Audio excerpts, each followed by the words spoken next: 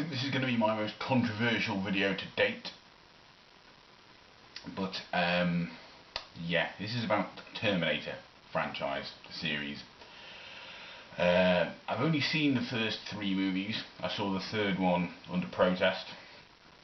And everyone always goes on about how the second one is the greatest. I don't agree. To me, the first Terminator movie is the only really good Terminator movie. You know, it's a great plot. It's a great idea. It has a small number of characters. I quite like that tight, small number of characters.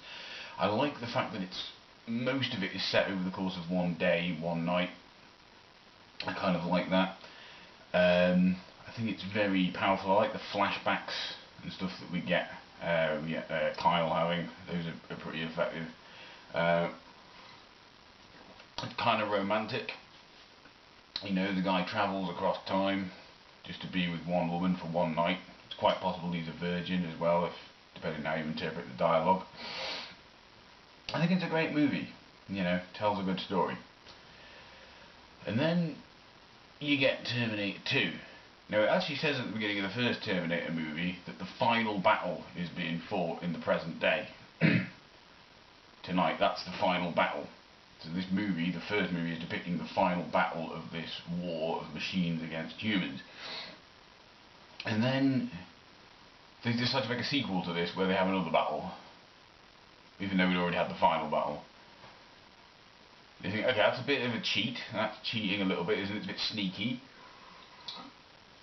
But what do we get in this movie? Well, we get sort of everything we had in the first movie, but made it a bit more Hollywood. You know, made a bit more what people who like action movies would like.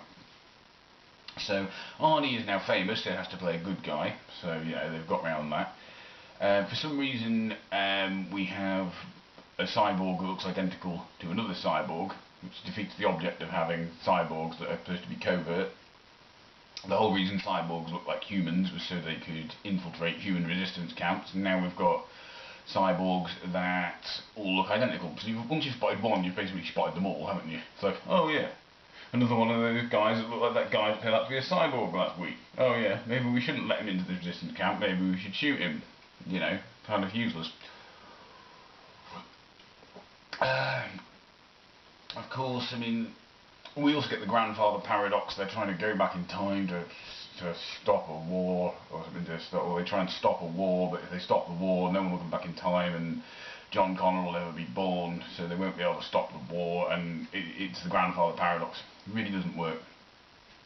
So that is one of my most controversial opinions. I think the first Terminator movie is far superior to the second one. The second one is an average action movie. It just ticks all the boxes for an action movie. It's got some explosions, some stupid dialogue.